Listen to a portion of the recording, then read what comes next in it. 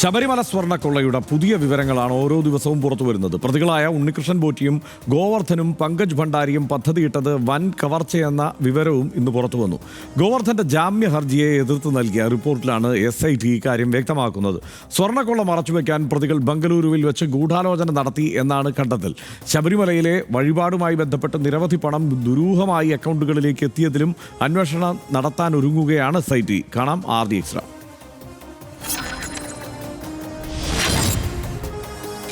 ശബരിമല സ്വർണ്ണക്കൊള്ളക്കേസിലെ ഒന്നാം പ്രതി ഉണ്ണികൃഷ്ണൻ പോറ്റിയും നാഗഗോവർദ്ധനും പങ്കജ് ഭണ്ഡാരിയും ക്രിമിനൽ ഗൂഢാലോചന നടത്തിയെന്നാണ് അന്വേഷണ സംഘത്തിന്റെ കണ്ടെത്തൽ. തിരുവിതാംകൂർ ദേവസ്വം ബോർഡിന് വാറണ്ടി സർട്ടിഫിക്കറ്റ് നൽകാത്തത് ഗൂഢാലോചനയുടെ ഭാഗമാണെന്നും നാഗഗോവർദ്ധന്റെ ജാമ്യാപേക്ഷ എതിർത്ത് നൽകിയ വിശദീകരണത്തിൽ SIT അറിയിച്ചു.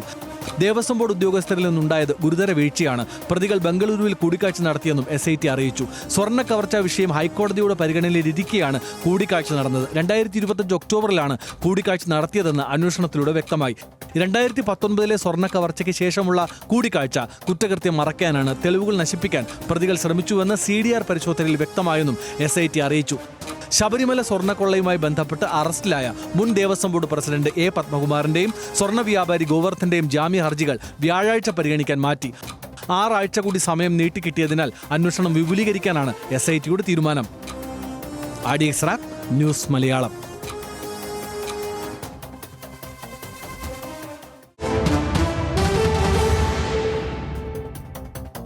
സ്വർണ്ണക്കൊള്ളക്കേസിൽ പ്രതികളായ ഉദ്യോഗസ്ഥർക്കെതിരെ പ്രത്യേക അന്വേഷണ സംഘം ചില കാര്യങ്ങൾ പറഞ്ഞിട്ടുണ്ട്. സ്വർണ്ണപ്പാളികൾ അറ്റകുറ്റപ്പണിക്ക് കൊടുത്തുവിട്ട നടപടിക്രമങ്ങളിൽ മനഃപൂർവ്വം വീഴ്ച വരുത്തി. 2019 സ്വർണ്ണപ്പാളികൾ പോറ്റിക്ക് കൊടുത്തുവിട്ട ശേഷം മേൽനോട്ടം വഹിക്കുന്നതിൽ KS ബൈജു വീഴ്ച വരുത്തി. ദേവസ്വം സ്വർണ്ണപ്പണിക്കാരന്റെ സാന്നിധ്യത്തിൽ D. സുധീഷ് കുമാർ മഹസറിൽ ചെമ്പുതകിടുകൾ എന്ന് രേഖപ്പെടുത്തുകയും ചെയ്തു. വലിയ ക്രമക്കേടാണ് ശബരിമലയിൽ ഉണ്ടായതെന്ന് സുപ്രീം കോടതിയുടെ വിലയിരുത്തൽ. ദൈവത്തെ പോലും നിങ്ങൾ വെറുതെ വിട്ടില്ലേ എന്ന വിമർശനം കൂടി ഉണ്ടായിട്ടുണ്ട്. വിമർശനം ഹൈക്കോടതി പരാമർശങ്ങൾ നീക്കണമെന്ന KP ശങ്കർദാസിന്റെ ഹർജിയിലാണ്. ബോർഡ് മിനിറ്റ്സിൽ ഒപ്പുവെച്ചത് ശങ്കർദാസിന് ഉത്തരവാദിത്തത്തിൽ നിന്ന് ഒഴിഞ്ഞു മാറാനാകില്ലെന്നും സുപ്രീം കോടതി പറഞ്ഞിരുന്നു. ശബരിമല സ്വർണ്ണക്കൊള്ള അന്വേഷിക്കാൻ SITക്ക് 6 ആഴ്ച കൂടി സമയം അനുവദിച്ചിട്ടുണ്ട് ഹൈക്കോടതി. SIT വിപുലീകരിക്കാം, നിലവിലുള്ള അന്വേഷണം തൃപ്തികരമാണ് എന്നും കോടതി പറഞ്ഞിട്ടുണ്ട്. ഉത്തരം കിട്ടാത്ത ചോദ്യങ്ങൾ അവശേഷിക്കുകയാണ് ശബരിമലയിൽ നിന്ന് എത്രത്തോളം സ്വർണം തട്ടിയെടുത്തു, പ്രതികൾ തട്ടിയെടുത്ത സ്വർണം മുഴുവൻ എങ്ങോട്ട് പോയി, എത്രമാത്രം സ്വർണം SITക്ക് തിരിച്ചെടുക്കാനായി, തട്ടിപ്പിന് ഉദ്യോഗസ്ഥർ മാത്രമാണോ കൂട്ടുനിന്നത്, ഇതൊക്കെ ചോദ്യങ്ങളായി അവശേഷിക്കുകയാണ്. ഷബ്ന സിയാദാണ് ഈ വാർത്തയുടെ വിശകലനത്തിനായി നമുക്കിപ്പോൾ ഉള്ളത്. ഷബ്ന, ഇപ്പോൾ സുപ്രീം കോടതിയിലേക്ക് എത്തുമ്പോഴും ഈ പറയുന്ന ജാമ്യ ഹർജി പരിഗണിക്കുന്ന ഘട്ടത്തിലുമൊക്കെ SIT കൂടുതൽ കാര്യങ്ങൾ അത് വെളിപ്പെടുത്തുന്നുണ്ട്. അതിനപ്പുറമുള്ള കാര്യങ്ങളെല്ലാം രഹസ്യമായാണ് മുന്നോട്ട് പോകുന്നത്. ഞാൻ അവസാനം പറഞ്ഞ ചോദ്യങ്ങൾക്കെല്ലാമുള്ള ഉത്തരം ഒരുപക്ഷെ SITയുടെ കയ്യിലുണ്ടാവാം, പക്ഷേ അതിലേക്ക് നയിക്കുന്ന വിവരങ്ങൾ പൊതുസമക്ഷം ഇതുവരെ SIT വെച്ചിട്ടില്ല എന്നുള്ള ഒരു പ്രശ്നം കൂടിയുണ്ട്. അപ്പോൾ ഈ പറഞ്ഞതിൽ നിന്ന് ചില കാര്യങ്ങൾ നമുക്ക് മനസ്സിലാക്കിയെടുക്കാനേ കഴിയൂ എന്നുള്ളൊരു പ്രശ്നമുണ്ടല്ലേ? തീർച്ചയായും. പക്ഷേ ഇന്നിപ്പോൾ കോടതിയിൽ SIT നൽകിയിട്ടുള്ള ഒരു റിപ്പോർട്ടിൽ കുറച്ചുകൂടി വിവരങ്ങൾ, അതായത് ഇതുവരെയും പുറത്തു വന്നിട്ടില്ലാത്ത കുറച്ചുകൂടി വിവരങ്ങൾ SIT ഉൾപ്പെടുത്തിയിട്ടുണ്ട്. കാരണം പ്രത്യേകമായി ഇതിൽ എടുത്തു പറഞ്ഞിട്ടുള്ളത് ഈ ഗോവർദ്ധൻ്റെ, അതായത് ഈ ജ്വല്ലറി ഉടമ ഗോവർദ്ധൻ്റെ ജാമ്യാപേക്ഷയെ എതിർത്തുകൊണ്ട് SIT സമർപ്പിച്ച റിപ്പോർട്ടാണ്. അപ്പോൾ മറ്റൊന്ന്, ഈ ദേവസ്വം ബെഞ്ചിലാണ് ഈ ഹർജികൾ സാധാരണ നിലയിൽ പരിഗണിച്ചുകൊണ്ടിരിക്കുന്നത്. Devaswom bench in camera proceedings ആയിട്ടാണ് ഇത്തരത്തിൽ ഈ ഹർജി പരിഗണിക്കുന്നത്. എന്നാൽ ജാമ്യാപേക്ഷകൾ മറ്റൊരു ബെഞ്ചിൽ, അതായത് ജസ്റ്റിസ് ബദറുദ്ദീൻ്റെ ബെഞ്ചിലാണ് വരുന്നത്. അതുകൊണ്ട് തന്നെയാണ് അത് ഓപ്പൺ കോർട്ടാണ്. ആ കോടതിയിലാണ് SIT ഇന്ന് ഈ വിശദീകരണം നൽകിയത്. ഈ വിശദീകരണത്തിലാണ് ചില വലിയ ഗൂഢാലോചന ഇതിൽ നടന്നു എന്ന രീതിയിലുള്ള റിപ്പോർട്ട് കൊടുക്കുന്നത്. അതോടൊപ്പം തന്നെ 3 പേർ ചേർന്ന് നടത്തിയ ഗൂഢാലോചനയെക്കുറിച്ച് കൃത്യമായി SIT പറയുന്നുണ്ട്.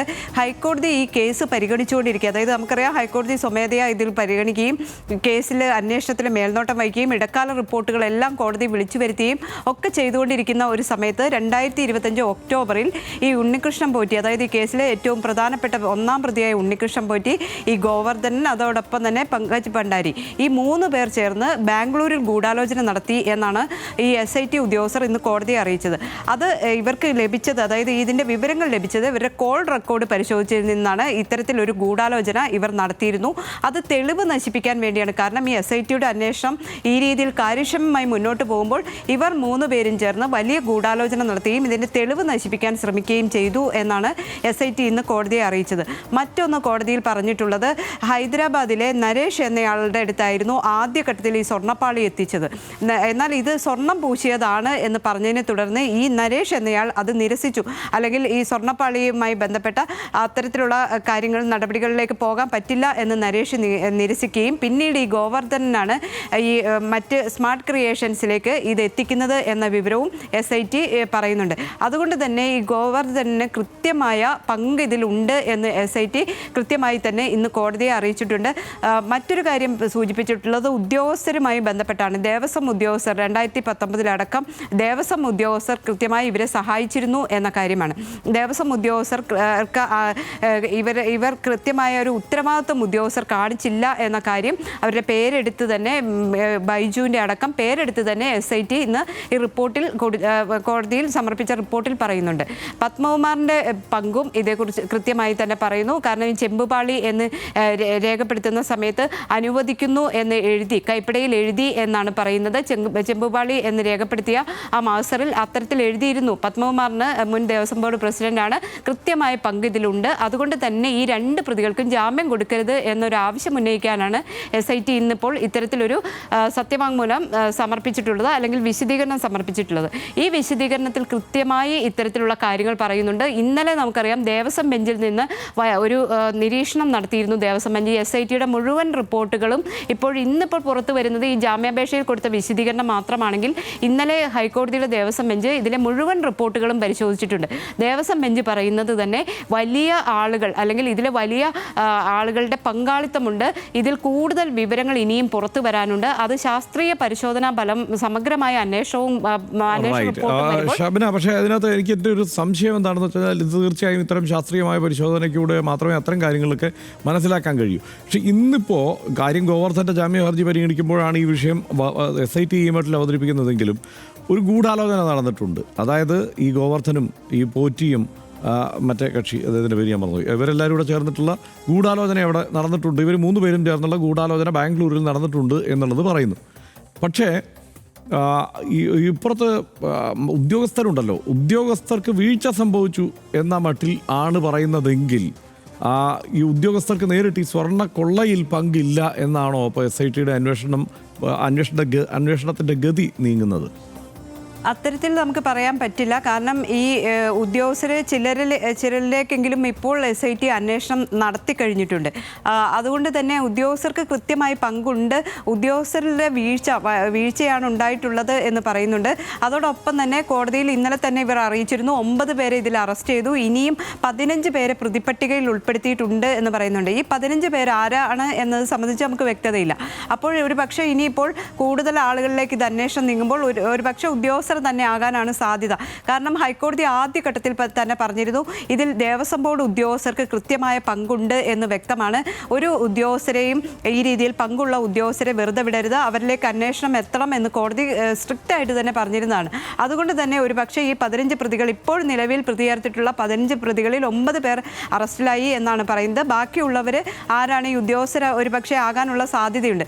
അതോടൊപ്പം തന്നെ എടുത്തു പറയേണ്ട ഒന്നാണ്, മജിസ്ട്രേറ്റ് കോടതിയിൽ ഇത്തരത്തിലൊരു ഈ ചില സാക്ഷികളുടെ മൊഴി എടുക്കാൻ വേണ്ടി ഈ അന്വേഷണ സംഘം അപേക്ഷ നൽകിയിട്ടുണ്ട് എന്ന് പറയുന്നുണ്ട്.